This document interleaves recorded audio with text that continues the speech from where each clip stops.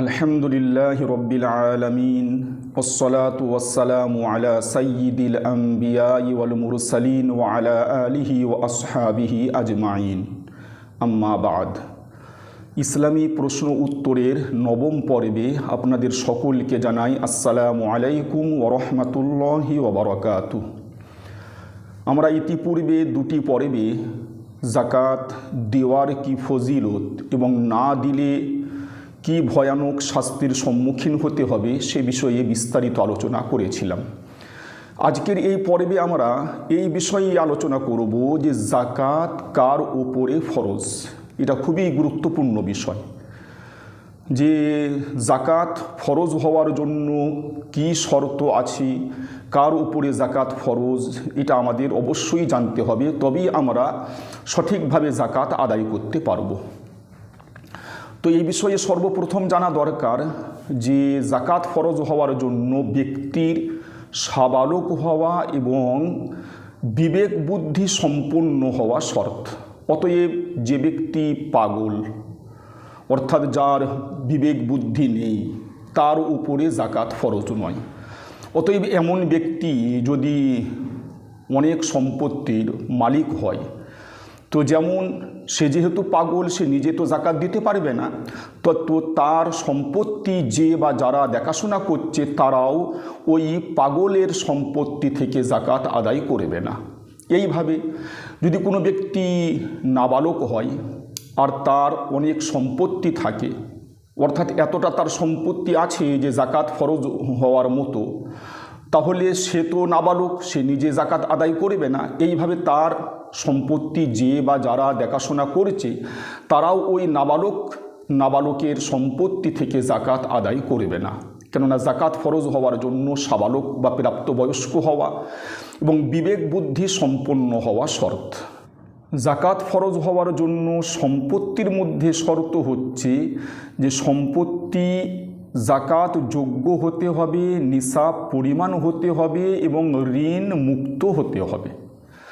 যাকাত যোগ্য সম্পত্তি চার ধরনের সম্পত্তিকে বলা হয়।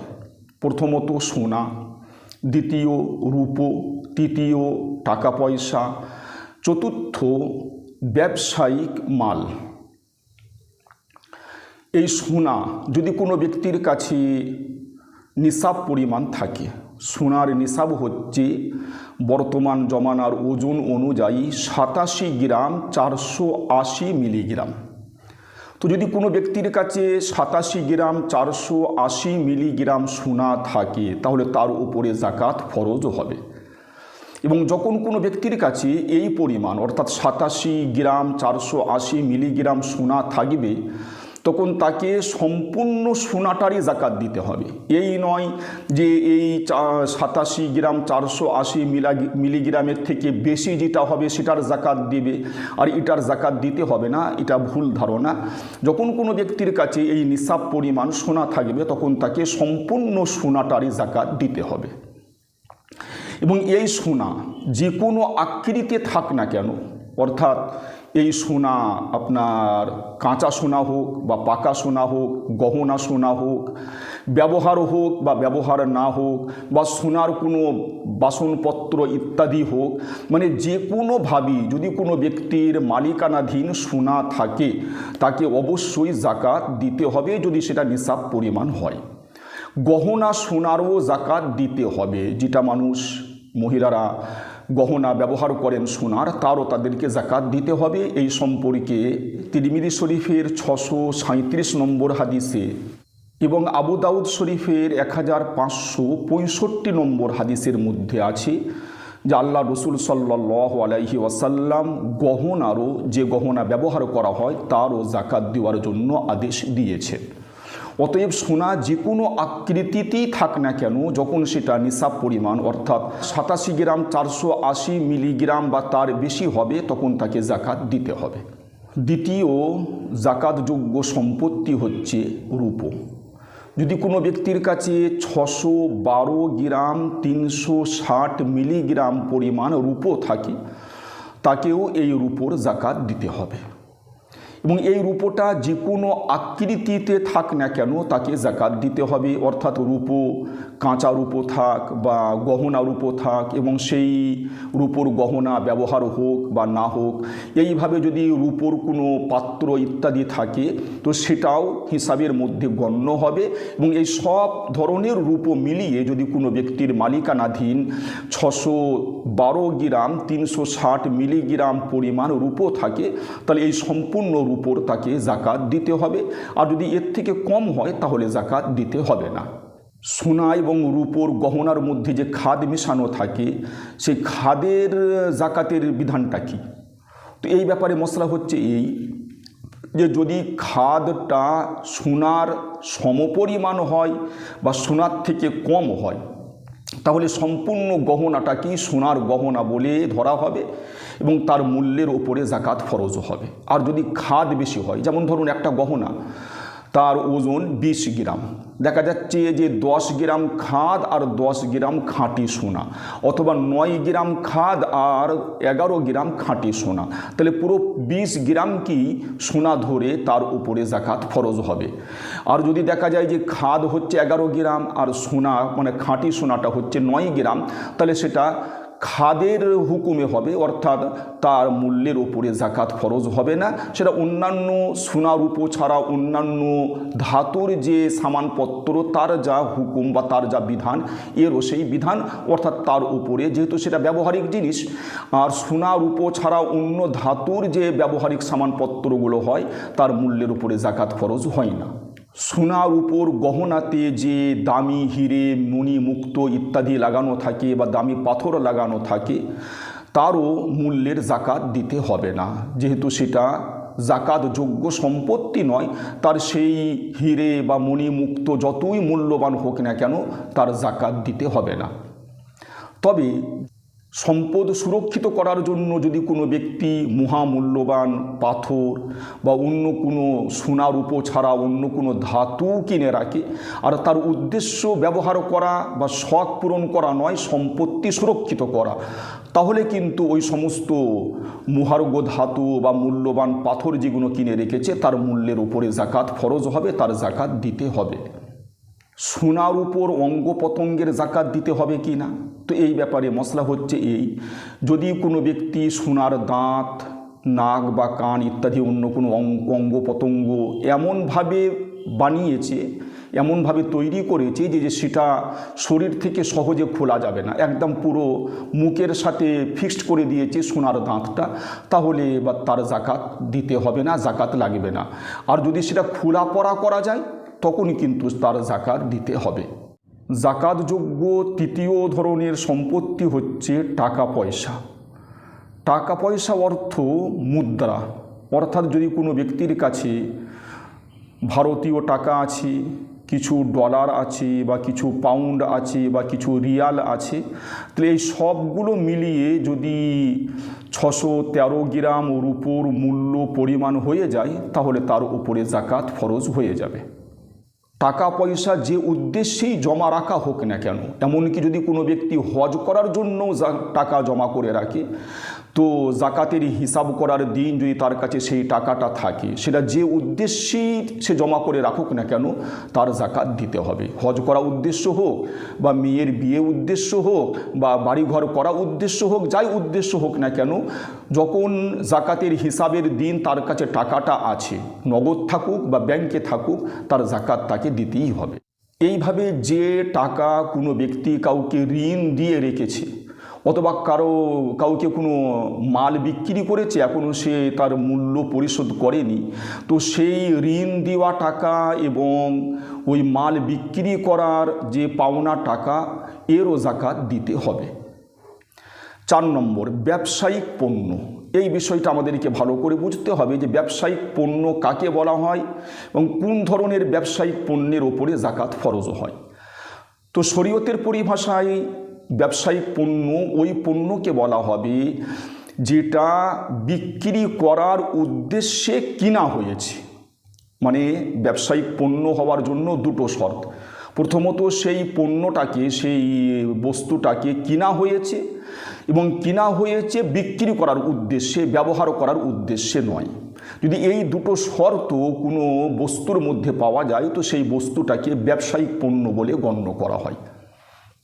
অতএব যে সম্পত্তি কিনা হয়নি, ধরুন কোনো ব্যক্তি তার পৈতৃক সম্পত্তি তার পিতার কাছ থেকে ওয়ারিসান সূত্রে পেয়েছে, তো সেই সম্পত্তি যতই বেশি হোক না কেন, মানে সোনা রূপো এবং টাকা বাদ দিয়ে অন্যান্য সম্পত্তি যতই হোক না কেন, জমি জায়গা ভিটে বাড়ি ইত্যাদি যতই হোক না কেন, সেটা জাকাতের মধ্যে গণ্য হবে না, তার মূল্যের জাকাত দিতে হবে না। এইভাবে যদি কোনো ব্যক্তি কোনো সম্পত্তি কিনেছে কিন্তু ব্যবহার করার উদ্দেশ্যে, বিক্রি করার উদ্দেশ্যে নয়, বা ভাড়া দেওয়ার উদ্দেশ্যে, তাহলে সেই সম্পত্তিরও মূল্যের ওপরে জাকাত ফরজ হবে না, সেই সম্পত্তির মূল্যের জাকাত দিতে হবে না। অতএব যে সমস্ত কারখানার জমি বা কারখানার যে ল্যান্ড থাকে বা কারখানার মধ্যে যে সমস্ত আপনার মেশিনপত্র থাকে, তার মূল্যের ওপরে জাকাত ফরজ হবে না। এইভাবে যদি কোনো চাষির কাছে আপনার ট্রাক্টর ইত্যাদি থাকে চাষ করার জন্য বা সেইটা ভাড়া খাটাবার জন্য, তার মূল্যের ওপরেও, মানে ওই ট্রাক্টরের মূল্যের ওপরেও জাকাত ফরজ হবে না। যদি কোনো ব্যক্তি কোনো গাড়ি ইত্যাদি কিনেছে, লরি বাস ইত্যাদি, যে সেটা ভাড়ায় খাটানো হবে, ভাড়ায় খাটানোর উদ্দেশ্য ওই লরি বাস বিক্রি করার উদ্দেশ্য নয়, তাহলে ওই লরি বাসের মূল্যের উপরেও জাকাত ফরজ হবে না। পেশাদার যারা, তাদের কাছে যে পেশার জন্য মানে সামানপত্র ইত্যাদি থাকে, যন্ত্রপাতি ইত্যাদি থাকে, তার মূল্যের উপরেও জাকাত ফরজ হবে না। যে জিনিসটা কিনা হয়েছে বিক্রি করার উদ্দেশ্যে, যেমন ধরুন মোটরসাইকেলের শোরুমে যে মোটরসাইকেলগুলো থাকে, যেহেতু শোরুমওয়ালারা ওই মোটরসাইকেলগুলো কিনে মোটরসাইকেলগুলো বিক্রি করার উদ্দেশ্যে, অতএব ওই মোটরসাইকেলগুলোর মূল্যর উপরে আপনার জাকাত দিতে হবে, জাকাত ফরজ হবে। অথবা কোনো ব্যক্তির সাইকেলের দোকান আছে, সে সাইকেল দোকানে কিনে রেখেছে সাইকেলটা বিক্রি করার জন্য, ভাড়ায় খাটাবার জন্য নয়, তাহলে তাকে সেই সাইকেলের মূল্যের উপর জাকাত ফরজ হবে এবং তাকে সেই সমস্ত সাইকেলের মূল্য হিসাব করে তাকে জাকাত দিতে হবে। কোনো ব্যক্তি একটা ফ্ল্যাট কিনেছে বা জমি বা ভিটে ইত্যাদি কিনেছে, আর কেনার সময় তার উদ্দেশ্য বিক্রি করা ছিল না, তার এমন ইচ্ছা ছিল যে যদি আগামীতে প্রয়োজন হয় তখন বিক্রি করতেও পারি আর রেখে দিতেও পারি, তাহলে সেটা ব্যবসায়িক পণ্য বলে গণ্য হবে না, অতএব তার মূল্যের উপরে জাকাত দিতে হবে না। কোনো ব্যক্তি একটা সম্পত্তি ব্যবসার উদ্দেশ্যে অর্থাৎ বিক্রি করার উদ্দেশ্যে কিনেছিল, কিন্তু পরে তার উদ্দেশ্য পাল্টে গেল যে না, এটা বিক্রি করব না, এই জায়গায় আমি ঘর করব বা অন্য কোনো কিছু কারখানা ইত্যাদি করব, তাহলে আর সেই জিনিসটা ব্যবসায়িক পণ্য বলে গণ্য হবে না এবং তার মূল্যের উপরে জাকাত দিতে হবে না। কিন্তু যদি কোনো ব্যক্তি একটা সম্পত্তি কিনেছিল ব্যবহার করার জন্য, ব্যবহার করা তার নিয়ত ছিল, উদ্দেশ্য ছিল, পরে তার নিয়ত হলো যে আমি এটা বিক্রি করে দেবো, তো এই যে বিক্রি করে দেওয়ার নিয়ত করলো, এই বিক্রি করে দেওয়ার নিয়ত করার সাথে সাথে সেই জিনিসটা ব্যবসায়িক পণ্য বলে গণ্য হবে না। যখন সে সেটা বিক্রি করবে তখন তার বিক্রি করার পরে যে টাকা পয়সা পাবে, সেই টাকা পয়সা যদি জাকাত হিসাব করার দিন টাকা থাকে, তাহলে সেই টাকার উপরে জাকাত ফরজ হবে। ওই জিনিসটার উপরে, অর্থাৎ ব্যবসার নিয়ত করে নিলেই সেই পণ্যটা ব্যবসায়িক পণ্য হিসাবে গণ্য হয় না যতক্ষণ না পর্যন্ত সেটা বিক্রি করা হচ্ছে।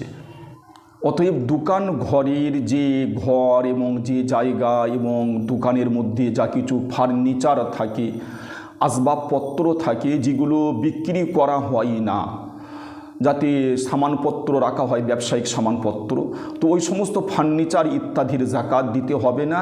যে মালগুলো বিক্রি করা হবে সেই মালের মূল্য হিসাব করে জাকাত দিতে হবে। তাহলে আমরা জাকাতযোগ্য 4 ধরনের সম্পত্তি জানতে পারলাম। এখানে একটা বিষয় খুব বিশেষভাবে স্মরণ রাখতে হবে আমাদেরকে, যে এই যে 4 ধরনের জাকাতযোগ্য সম্পত্তি আছে, এগুলোর মোট 14টা সূরত আছে। শুধুমাত্র 2টো সূরতে পরিমাণ দেখা হবে, মূল্য দেখার দরকার নেই। বাকি 12টা সূরতে পরিমাণ দেখা হবে না, মূল্য দেখা হবে। এর ব্যাখ্যা এরূপ যে যদি কোনো ব্যক্তির কাছে রূপো নেই, টাকা পয়সা নেই অর্থাৎ মুদ্রা নেই এবং ব্যবসায়িক পণ্যও নেই, শুধুমাত্র সোনা আছে, তো যদি কোনো ব্যক্তির কাছে, সে পুরুষ হোক বা মহিলা, শুধুমাত্র সোনা থাকে, তাহলে সোনা যতক্ষণ না পর্যন্ত 87 গ্রাম 480 মিলিগ্রাম হচ্ছে ততক্ষণ জাকাত দিতে হবে না।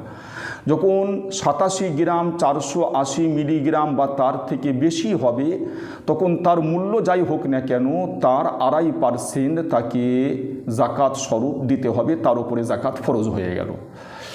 দ্বিতীয়, যদি কোনো ব্যক্তির কাছে সোনা নাই, শুধুমাত্র রূপো আছে, টাকাও নেই, ব্যবসায়িক পণ্যও নেই, তখন যদি তার কাছে 612 গ্রাম 360 মিলিগ্রাম রূপো থাকে, তার মূল্য যাই হোক, তাকে এই বা তার থেকে বেশি রূপো থাকে, তাহলে তার সেই ওই রূপোর 2.5% তাকে জাকাত স্বরূপ দিতে হবে, তার উপরে জাকাত ফরজ। এই দুটো সূরতে তো পরিমাণ দেখা হবে, মূল্য দেখা হবে না। এছাড়া আরও মোট 12টা সূরত আছে যেখানে পরিমাণ দেখা হবে না, মূল্য দেখা হবে, এবং মূল্য দেখা হবে ওই 612 গ্রাম 360 মিলিগ্রাম রূপোর মূল্য।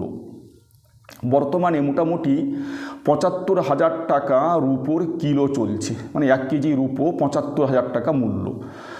যদি 75,000 টাকা আমরা 1 কিলো রূপোর মূল্য ধরি, তাহলে 612 গ্রাম 360 মিলিগ্রাম রূপোর মূল্য হচ্ছে আপনার 45,927 টাকা। আমরা এটাকে আলোচনা সহজ করার জন্য আমরা 46,000 টাকা ধরব। অর্থাৎ যদি কোনো ব্যক্তির কাছে 46,000 টাকা থাকে, তাহলে বোঝা গেল যে তার কাছে নিসাব পরিমাণ যে রূপো, অর্থাৎ 612 গ্রাম 360 মিলিগ্রাম, এই রূপোর মূল্য পরিমাণ টাকা তার কাছে আছে। এবারে আমরা জানব যে এই 12টা সূরত কী। 12টা সূরতের মধ্যে প্রথম হচ্ছে, যদি কোনো ব্যক্তির কাছে টাকা পয়সা অর্থাৎ মুদ্রা থাকে এবং সেই টাকা পয়সা এবং মুদ্রার মূল্য 46,000 টাকা পরিমাণ হয়ে যায়, তাহলে তার উপরে জাকাত ফরজ। দ্বিতীয়, কোনো ব্যক্তির কাছে ধরুন সোনা নেই, রূপো নেই এবং কোনো মুদ্রা মানে টাকা পয়সাও নেই, কিন্তু ব্যবসায়িক পণ্য আছে। তো ব্যবসায়িক পণ্য, ধরুন তার দোকান আছে, কোনো কাপড়ের দোকান বা কোনো স্টেশনারির দোকান বা কোনো মুদিখানার দোকান, এবং তাতে যে সমস্ত মালগুলো বিক্রি করার জন্য আছে, তার মূল্য যদি 46,000 টাকা বা তার থেকে বেশি হয়, তাহলে তার উপরে জাকাত ফরজ। 3 নম্বর, কোনো ব্যক্তির কাছে সোনা আছে এবং রূপো আছে, মানে দুটোই আছে, কিছু সামান্য সোনা আছে, কিছু রূপো আছে, এবং এই দুটো মিলিয়ে যদি তার মূল্য 46,000 টাকা বা তার বেশি হয়, তাহলে তার উপরে জাকাত ফরজ। 4 নম্বর, যদি কোনো ব্যক্তির কাছে সোনা আছে আর কিছু মুদ্রা বা টাকা আছে, এবং এই দুটো মিলিয়ে, সোনা এবং টাকা মিলিয়ে যদি 46,000 টাকা পরিমাণ বা তার বেশি হয়, তার উপরে জাকাত ফরজ। 5 নম্বর, যদি কোনো ব্যক্তির কাছে সোনা আছে, রূপো নেই, টাকা নেই, কিন্তু ব্যবসায়িক পণ্য আছে, এবং সোনা এবং ব্যবসায়িক পণ্য মিলিয়ে যদি 46,000 টাকা পরিমাণ হয়ে যায়, তার উপরেও জাকাত ফরজ। 6 নম্বর, কোনো ব্যক্তির কাছে সোনা মোটেই নাই, কিন্তু রূপো আছে আর টাকা আছে, এবং রূপো আর টাকা মিলিয়ে যদি 46,000 টাকা পরিমাণ হয়ে যায়, তার উপরে জাকাত ফরজ। 7 নম্বর, কোনো ব্যক্তির কাছে রূপো আছে আর ব্যবসায়িক পণ্য আছে, এবং এই দুটো মিলিয়ে যদি 46,000 টাকা হয়ে যায়, তার উপরে জাকাত ফরজ। 8 নম্বর, কোনো ব্যক্তির কাছে সোনা মোটেই নাই, রূপো মোটেই নাই, কিন্তু তার কিছু টাকা আছে এবং কিছু ব্যবসায়িক পণ্য আছে, দুটো মিলিয়ে যদি ওই 46,000 টাকা পরিমাণ হয়ে যায়, তার উপরেও জাকাত ফরজ। 9 নম্বর, কোনো ব্যক্তির কাছে সামান্য কিছু সোনা আছে, সামান্য কিছু রূপো আছে আর কিছু টাকা আছে, এবং এই তিনটে মিলিয়ে যদি ওই 46,000 টাকা পরিমাণ হয়ে যায়, তার উপরেও জাকাত ফরজ। 10 নম্বর, কোনো ব্যক্তির কাছে সোনা আছে, রূপো নাই, কিন্তু টাকা আছে এবং কিছু ব্যবসায়িক পণ্য আছে, এই তিনটে মিলিয়ে, অর্থাৎ সোনা, ব্যবসায়িক পণ্য এবং টাকা, এই তিনটে মিলিয়ে যদি ওই 46,000 টাকা পরিমাণ হয়ে যায়, তার উপরেও জাকাত ফরজ।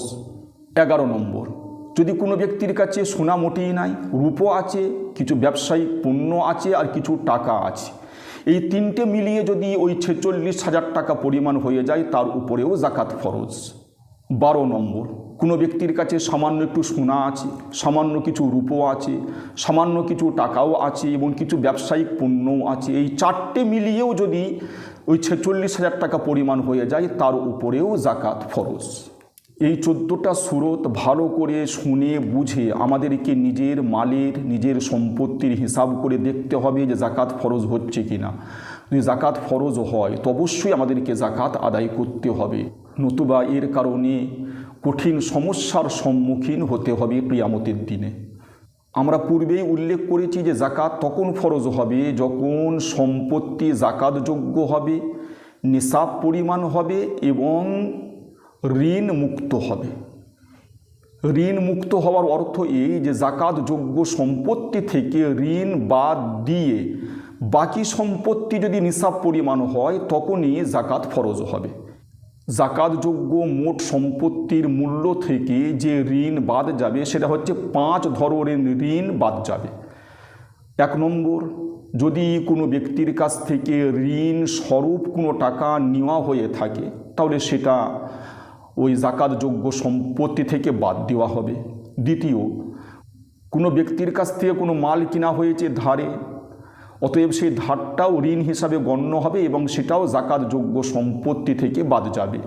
কোনো ব্যক্তির কোনো কারখানা আছে বা কোনো দোকান আছে, সেখানে কিছু কর্মচারী কাজ করে, তো যদি কর্মচারীদের বেতন বাকি থাকে তো যেদিন জাকাতের হিসাব করা হচ্ছে যদি সেই দিন দেখা যায় যে আগের 2-3 মাসের বা 1 মাসের কর্মচারীদের বেতন বাকি আছে তো সেটাও ঋণ হিসাবে ধরা হবে এবং সেটাও জাকাতযোগ্য সম্পত্তি থেকে বাদ যাবে।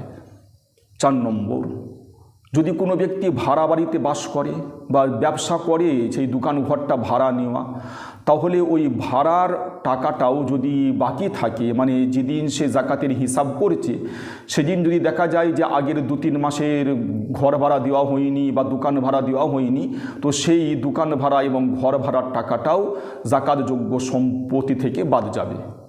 5 নম্বর, আগের বছরের যদি জাকাত বাকি থাকে, অর্থাৎ ধরুন গত বছরে কোনো ব্যক্তির উপরে 1 লাখ টাকা জাকাত ফরজ হয়েছিল, সে ওই 1 লাখ টাকা থেকে 80,000 টাকা জাকাত দিয়ে দিয়েছে, 20,000 টাকা বাকি আছে, তাহলে এই 20,000 টাকাটাও ঋণ স্বরূপ ধরা হবে এবং এটাও জাকাতযোগ্য সম্পত্তি থেকে বাদ যাবে। এইভাবে কারেন্টের বিল অথবা ফোনের বিল যেগুলো বাকি আছে, মানে যেটা দেওয়া আবশ্যক হয়ে গেছে কিন্তু এখনও দেওয়া হয়নি, আর জাকাতের হিসাবের দিন দেখা যাচ্ছে যে তার উপরে কিছু কারেন্টের বিল বাকি রয়ে গেছে বা ফোনের বিল বাকি রয়ে গেছে বা অন্য যে কোনো বিল বাকি রয়ে গেছে যেগুলো দিতে হবে, তো সেইগুলোও ঋণ হিসাবে বাদ যাবে। মোট কথা, ধরুন এক ব্যক্তির কাছে মোট জাকাতযোগ্য সম্পত্তি আছে 5 লাখ টাকা, আর তার কোনো ব্যক্তির কাছ থেকে সে ঋণ স্বরূপ নিয়েছে 20,000 টাকা, এবং কোনো ব্যক্তির কাছ থেকে কোনো মাল কিনেছে যার দরুন সে পাবে আরও 30,000 টাকা, মোট 50,000 টাকা হলো। আরও বাড়ি ভাড়া স্বরূপ তার কিছু বাড়ি ভাড়া বাকি আছে 20,000 টাকা, বা তার কারেন্টের বিল বা ওই ফোনের বিল ইত্যাদি মিলিয়ে আরও 20,000 টাকা আছে, তার কর্মচারীদের কিছু বেতন বাকি আছে যেটা 10,000 টাকা, তো এই সব মিলিয়ে হয়ে যাচ্ছে 1 লাখ টাকা তার উপরে ঋণ স্বরূপ আছে। তাহলে 5 লাখ টাকা যে তার মূল জাকাতযোগ্য সম্পত্তি, তার থেকে 1 লাখ টাকা বাদ দিয়ে বাকি 4 লাখ টাকার তাকে জাকাত দিতে হবে। আর যদি এমন হয় যে জাকাতযোগ্য সম্পত্তি থেকে ঋণ বাদ দেওয়ার পরে নিসাব পরিমাণ সম্পত্তি থাকছে না, উদাহরণস্বরূপ কোনো ব্যক্তির কাছে মোট জাকাতযোগ্য সম্পত্তি আছে 1 লাখ টাকা, আর তার এই বিভিন্ন ধরনের ঋণ বাবদ তার উপরে ঋণ আছে 60,000 টাকা, তাহলে ওই 1 লাখ টাকা থেকে 60,000 টাকা বাদ দিয়ে থাকছে 40,000 টাকা, আর 40,000 টাকায় যেহেতু নিসাব পরিমাণ হচ্ছে না তাহলে এই ব্যক্তির উপরে জাকাত ফরজ হবে না। আশা করি আপনারা এই জাকাত কখন ফরজ হয় এই ব্যাপারটা আশা করি বিস্তারিত জানতে পারলেন। আমরা জাকাতযোগ্য সম্পত্তি এবং নিসাবের ব্যাপারে যে বিস্তারিত আলোচনা করলাম, এর দ্বারা আমরা বুঝতে পারলাম যে বর্তমান যুগে অধিকাংশ মানুষের উপরে জাকাত ফরজ, বিশেষ করে মহিলাদের উপর তো জাকাত ফরজ হয়েই থাকে, কেননা বেশিরভাগ মহিলা তাদের কাছে কিছু না কিছু সোনা অবশ্যই থাকে এবং রূপও থাকে। যদি কোনো মহিলার কাছে, বা মহিলা হোক বা পুরুষ, যদি কোনো ব্যক্তির কাছে ধরুন মাত্র 8 গ্রাম সোনা আছে, তার সাথে সামান্য কিছু রূপো আছে বা টাকা আছে, তাহলে তার উপরে জাকাত ফরজ হয়ে যাবে। এইভাবে পুরুষ ব্যক্তি, তাদের কাছেও 46,000 টাকা, বর্তমান যুগে খুব বেশি কিছু টাকা নয়, 46,000 টাকা থাকে না এমন ব্যক্তি খুব কমই পাওয়া যায়। যদি কোনো ব্যক্তির কাছে 46,000 টাকা পরিমাণ সম্পত্তি থাকে, মানে জাকাতযোগ্য সম্পত্তি, তার উপরে জাকাত ফরজ হয়ে যায়। তাই অবশ্যই আমরা জাকাতের সঠিক হিসাবটা জেনে এবং নিজের সম্পত্তির সঠিক হিসাব করে আমরা জাকাত আদায় করব। এতে আল্লাহ তাআলা আমাদের মালের মধ্যে, সম্পদের মধ্যে বরকত দান করবেন এবং আমাদেরকে দুনিয়া এবং আখিরাতের বহু বিপদ আপদের হাত থেকে রক্ষা করবেন। আমি যে সমস্ত মসলা মাসাইল নিয়ে এখানে আলোচনা করলাম, এই সমস্ত মসলা মাসাইলের দলিল প্রমাণ জানার জন্য এবং জাকাতের ব্যাপারে আরও বহু খুঁটিনাটি মসলা জানার জন্য আপনারা আমার লেখা মাসাইলে জাকাত কিতাবটা পড়তে পারেন ইনশাআল্লাহ। তাতে আপনারা জাকাত সম্পর্কে প্রায় সমস্ত মসলা মাসাইল দলিল প্রমাণ সহ পেয়ে যাবেন। আল্লাহ তাআলা আমাদের সকলকেই তার প্রত্যেকটা হুকুম সঠিক নিয়মে মানার তৌফিক দান করুন। ওয়া আখিরু দাওয়ানা আনিল হামদুলিল্লাহি রাব্বিল আলামিন।